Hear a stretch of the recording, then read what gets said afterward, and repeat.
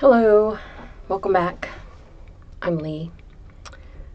So I am going to do a little live stream today on the Elman induction, which is a super popular induction. Usually we do it in person. So there are 3-4 parts of the Elman induction. Maybe 5, there's so many. Anyway, but each and every one of them can be used on its own, and they can be used when you do things virtually as well. So I'm going to talk about how it all works and how it fits together. There is a specific order that you're supposed to do it in, but I found that the order is irrelevant, mostly, and that you don't have to be with somebody to do it, because you can talk about it, you can demonstrate it. It's certainly very effective in person, but if you want to do it virtually, I'm going to show you the ways that I do it. So the parts of the Elman induction are an arm raising and lowering, an eye opening and closing, allowing your eyes to not open. I believe there's some counting backwards from 100 or whatever going on in there as well. There might be something else. But I'm going to talk about the beginning part of that, which for me is the arm raising and lowering. So the idea of this was that Dave Elman taught this to doctors and dentists so that they could put their patients in a state where they could work on them without pain, which is fabulous. Hypnosis is really top-notch for pain control, but you don't have to limit yourself by doing all of these things. They would do every single part of these things very quickly, by the way. You were supposed to do the whole thing in under 3 minutes. So I'm going to go over this a little more slowly than that, but you're supposed to do the whole thing in under 3 minutes, very quickly going through every little bit of it, and then making the patient go into a trance so that you could do the work.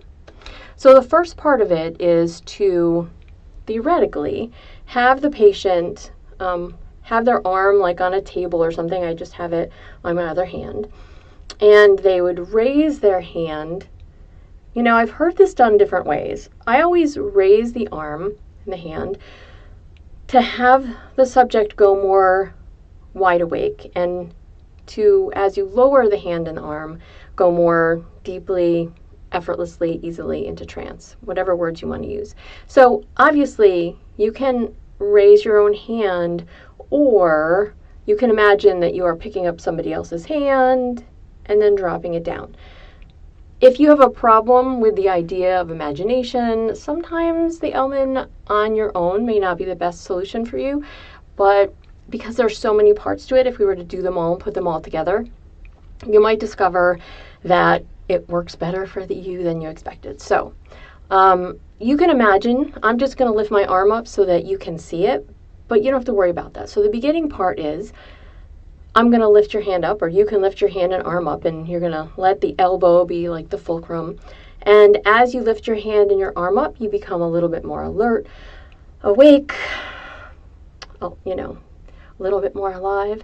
And then as you let your hand and arm drop back down, you can find yourself simply giving into a state of trance, whatever that means to you. If you're brand new to trance and you don't know what that means, perhaps you can imagine that this is more alert and that this is less alert, and maybe that allows you to focus on the hypnotist and what they're saying.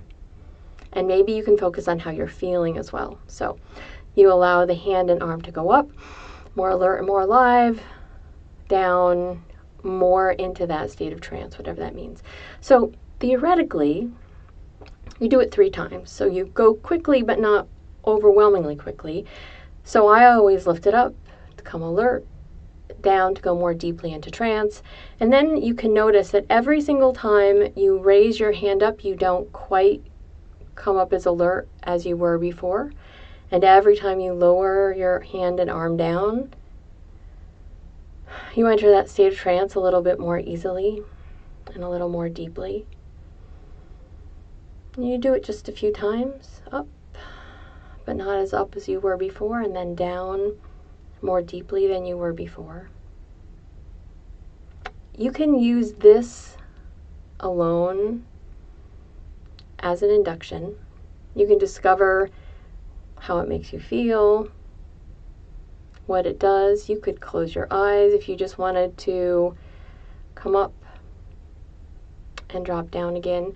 So the nice thing about this induction is that there are so many bits, and they all essentially have you come up and go down, up and down into alertness, and then down into a state of trance.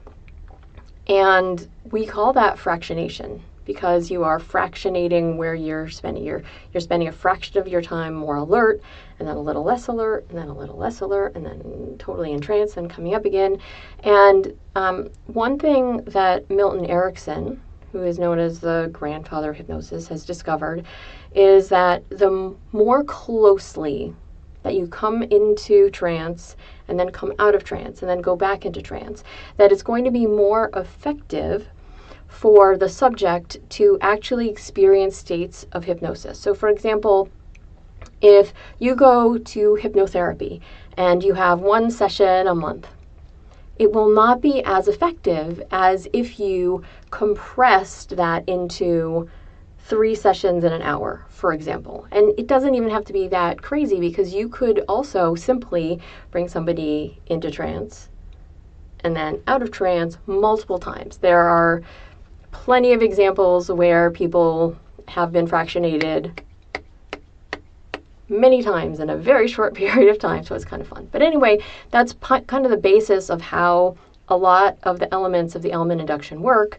And when we finish, because I'm going to go over each and every part, when we finish and put them all together, hopefully it'll take less than 3 minutes. Hopefully you'll get an idea of exactly what it feels like and exactly how you can find yourself responding to it, and the way that you can make it work whether you're in person with somebody or virtual. I'd also wanted to spotlight today my little spiral here over under the other camera. It actually is part of a ring, and it is on ball bearings, so you can kind of see them spinning right there, right? It used to spin, it broke. I returned it, they fixed it, and it broke again. So also I'm not very good at getting that exactly where it ought to be, but that's close enough. So thank you for paying attention. I'll be doing more of these quick little live stream things, and I hope that you can find yourself enjoying them, commenting, and letting me know what else you might like to listen to. So thanks a lot, and have a great day.